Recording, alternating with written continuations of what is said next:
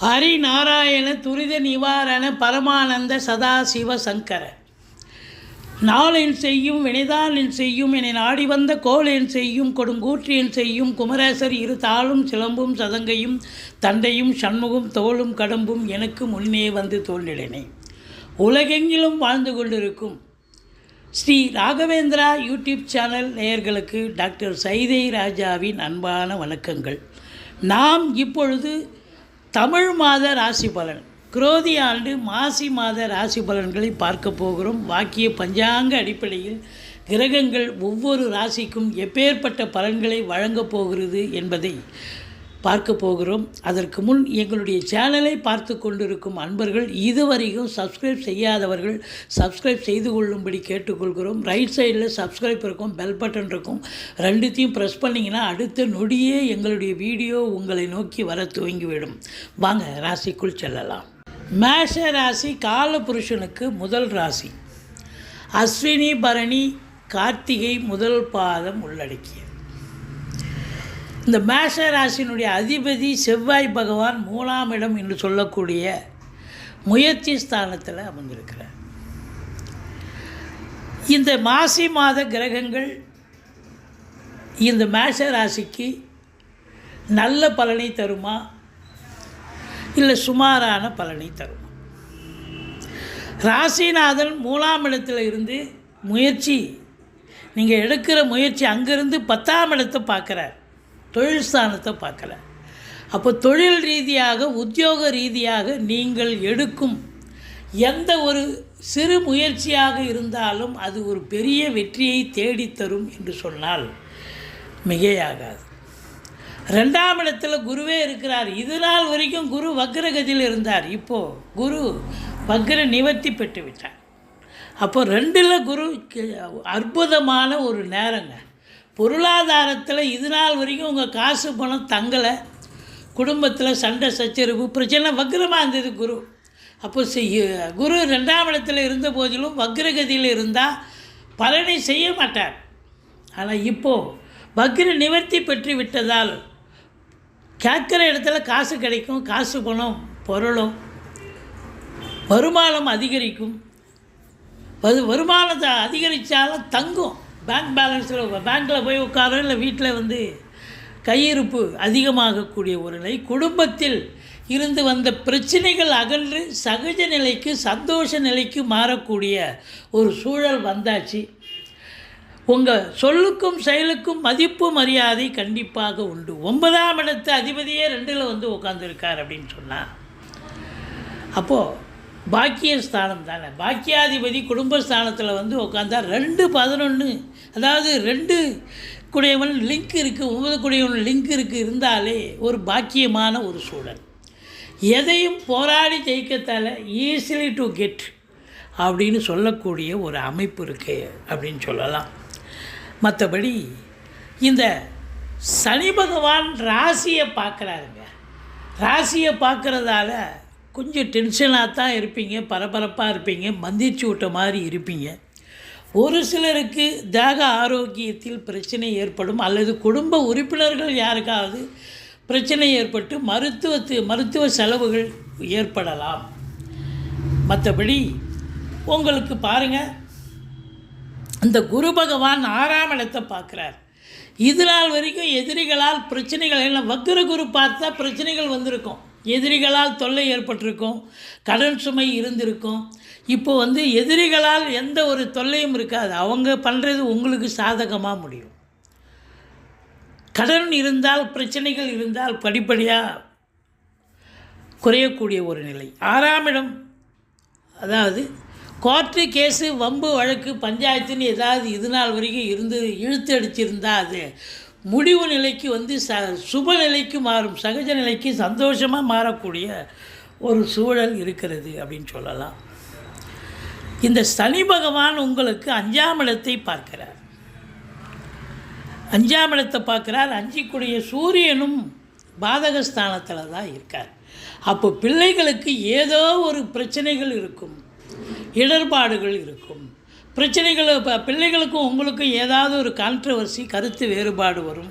இல்லை பிள்ளைக்கு படிக்கிற இடத்துல ஏதாவது அவங்களுக்கு நிர்வாகத்தின் மூலமோ இல்லை மற்ற பிள்ளைகள் மூலமோ ஏதாவது பிரச்சனைகள் வரக்கூடிய நிலை, பூர்வீகத்தில் ஏதாவது பிரச்சனைகள் புதுசாக முளைக்கும் அப்படின்னு சொல்லணும். மற்றபடி பிள்ளைகளுக்கு கூட உடம்பு முடியாமல் போகிறதுக்கான வாய்ப்புகள் வரும். 5ஆம் இடம் சந்தோஷத்தை தரக்கூடிய இடம். இந்த 5ஆம் இடத்தை சந்தோஷத்தை தரக்கூடிய இடம் அப்படின்னா அங்கே போய் குரு பார்க்கல, சனி பார்க்குறார் அப்படின்னாக்கா அப்போது சந்தோஷ குறைவு ஏற்படும். சந்தோஷ குறைவுன்னு சொன்னால் உங்களுக்கு ரொம்பவும் பொருளாதார சேமிப்பு இருக்கும், பண வரவு இருக்கும், கொடுக்கல் வாங்கல் இருக்கும். பட் ஆனால் ஏதோ ஒரு நிலையில் உங்களுக்கு ஏதோ ஒரு டெப்த்தாக ஃபீல் பண்ணக்கூடிய ஒரு நிலை வரும். மற்றபடி சொந்த தொழில் பண்ணக்கூடியவர்களுக்கு நம்பிக்கைக்கு பாத்திரமான பணியாளர்கள் கிடைப்பார்கள். குறை ஒன்றும் இல்லை. இந்த பார்த்தீங்கன்னு சொன்னால் 8ஆம் இடத்தை குரு பார்க்கிறார். 8ஆம் இடம் என்பது மறைவு ஸ்தானம். அப்போ உயர்கல்வி படிக்கக்கூடியவர்கள் நல்லா கொஞ்சம் ஹார்ட் ஒர்க் பண்ண வேண்டிய சூழல் இருக்கும். ஏன்னா சனியும் பார்க்குறார். அப்போது உயர்கல்வியில் நல்ல ஒரு முன்னேற்றம் இருக்கும். ரொம்ப அற்புதமான ஒரு சூழல். இந்த குரு பகவான் 10ஆம் இடத்தை பார்க்குறார். ராசிநாதன் செவ்வாயும் பார்க்குறார். அப்போது தொழில் ரீதியாக உங்களுக்கு மாற்றங்கள். இதனால் வரைக்கும் வக்ரகுரு இருந்தார். வக்ரகுரு பார்வை உங்களுக்கு சிறப்பான பார்வை இல்லை. ஆனால் இப்போ வக்ர நிவர்த்தி ஆகிட்டார்னும் பொழுது பார்வை சுபம். அப்போது உங்களை பொறுத்தவரையிலையும் பார்த்தீங்கன்னா தொழில் ரீதியாக உத்தியோக ரீதியாக ஒரு சில மாற்றங்கள் நிகழும். அந்த மாற்றங்கள் நல்ல மாற்றமாக அமையும். உத்தியோகத்தில் இருந்து வந்த பிரச்சனைகள் அகலும். சக ஊழியர்கள்கிட்டேயோ இல்லை பாஸ்கிட்டேயோ இல்லை நிர்வாகத்துக்கிட்டேயோ ஏதோ பிரச்சனைகள் போயிட்டுருக்கோம். அந்த பிரச்சனைகள் முடிவுக்கு நல்ல நிலைக்கு வரும். ஒரு சிலருக்கு ப்ரொமோஷன், பதவி உயர்வுக்கான ஒரு சூழ்நிலையை எதிர்பார்க்கலாம். இன்க்ரிமெண்ட்டுக்கான ஒரு எதிர்பார்க்கலாம். இல்லை டிரான்ஸ்ஃபரே ஒரு சிலருக்கு கிடைக்கலாம். இல்லை புதுசாக படித்து முடித்த அந்த மேஷராசி அன்பர்கள் வேலைக்காக முயற்சி பண்ணிங்கன்னா வேலை வாய்ப்பு கிடைக்குமா?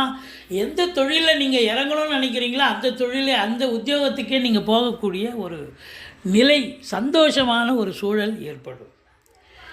ஏன்னா 9க்குடையவன் 10ஆம் இடத்தை பார்க்குறார்.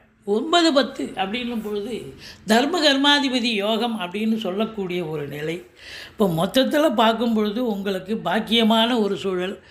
அதாவது நீங்கள் வணங்கும் தெய்வம் உங்களை காக்கக்கூடிய ஒரு சூழல் இருக்கிறது. இல்லை புதுசாக தொழில் துவங்க நினைக்கிறவங்க தொழில் துவங்கலாம். கடனை உடனே வாங்கி கேட்குற இடத்துல கடன் கிடைக்கும். கடனை வாங்கி தொழில் துவங்குங்க. மற்றபடி ஏற்கனவே தொழில் பண்ணக்கூடியவர்களுக்கு ஒரு பெரிய நிறுவனமாக இருக்குது, ஒரு 100 பேர் 500 பேர் வேலை பார்க்குறாங்க அப்படின்னு சொன்னால் சூரியன் சனி இணைவு தொழிலாளர்களுக்கும் தலைமை பண்புக்கும் கொஞ்சம் பிரச்சனை வரலாம். அதாவது முதலாளிக்கும் தொழிலாளிக்கும் பிரச்சனைகள் ஏற்படும். பட் ஆனால் பேசி சுமூக முடிவு ஏற்பட்டு நல்ல சகஜமாக சந்தோஷமாக ஆனால் தொழில் சிறப்பாக செல்லும். இரும்பு இல்லாத உபகரணம் எந்த ஒரு கம்பெனியும் இல்லை. சின்ன லேத்பேட்டிலேருந்து பெரிய கம்பெனி வரைக்கும் பார்த்தீங்கன்னு சொன்னால் தொழில் சிறப்பாக செல்லக்கூடிய ஒரு அமைப்பு கண்டிப்பாக இருக்குது. நல்லா இருக்குது அப்படின்னா நல்லா இருக்குது. ஆனால் பிரச்சனைகள் ஓடும். அதில் வேலை பார்க்கக்கூடியவங்களுக்கும் முதலாளித்துவத்துக்கும் கொஞ்சம் பிரச்சனைகள் இருந்தாலும் அது பேசி சரி செய்யப்பட்டு சகஜ நிலைக்கு மாறக்கூடிய ஒரு சூழல் வரலாம். மற்றபடி உங்களை பொறுத்தவரையிலையும் 7ஆம் இடத்து அதிபதி சுக்கிரன் 12இல் உச்ச நிலையில் இருந்து பரிவர்த்தனை யோகத்தில் இருக்கார். குருவும் சுக்கிரனும் பரிவர்த்தனை யோகம்.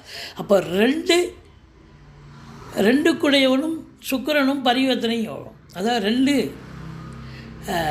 9க்கு உடையவர். நல்ல ஒரு பரிவர்த்தனை, அற்புதமான பரிவர்த்தனை. ஆதலால் உங்களை பொறுத்தவரையிலையும் வாழ்க்கை துணை அல்லது மனைவியால் யோக பாக்கியங்கள் கண்டிப்பாக கிடைக்கும்.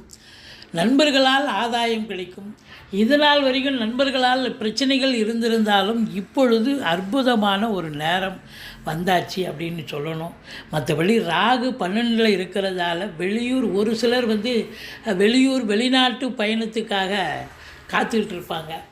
எல்லாம் விசா பாஸ்போர்ட்லேருந்து எல்லாம் எடுத்து ரெடியாக வச்சுருப்பாங்க. ஆனால் அதற்கான ஒரு வாய்ப்புகள் கிடைக்காமல் போயிருக்கலாம்.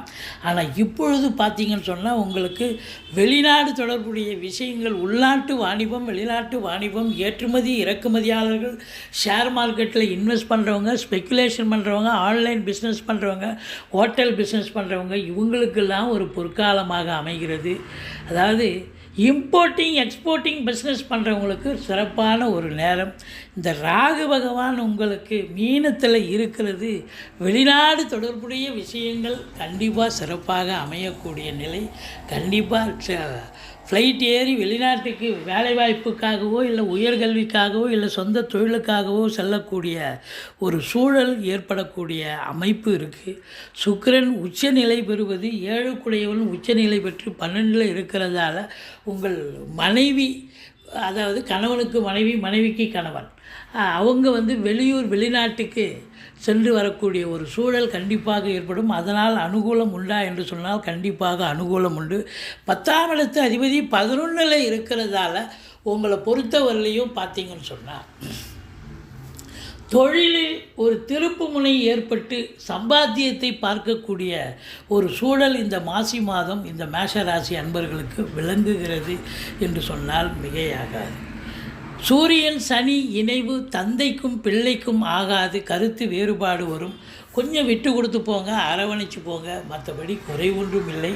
இந்த மாதம், இந்த தமிழ் மாதம் மாசி மாதம் மேஷ ராசியில் பிறந்த அன்பர்களுக்கு பார்த்திங்கன்னா அந்த அமாவாசை மாசி 15 வருது, பௌர்ணமி மாசி 29 வருது. இந்த மேஷராசிக்கு 8ஆம் தேதி 9ஆம் தேதி தமிழ் தேதியை தான் குறிப்பிட்டுறோம். 8, 9, 10 சந்திராஷ்டம நாட்கள் வருவதால் இந்த சந்திராஷ்டம நாட்களில் எந்த ஒரு பணியையும் செய்ய வேண்டாம். வழக்கமாக செய்யும் வேலைகளை செய்து வாருங்கள், மற்றபடி குறை ஒன்றும் இல்லை.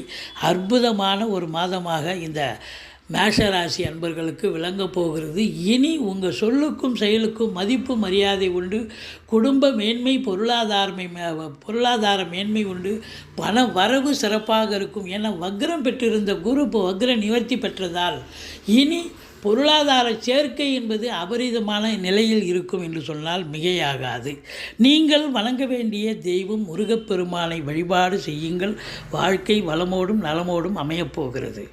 இதுவரைக்கும் எங்கள் சேனலை பார்த்தமைக்கு நன்றி. எங்கள் சேனல் பிடிச்சிருந்தா சப்ஸ்கிரைப் பண்ணுங்கள். மறக்காம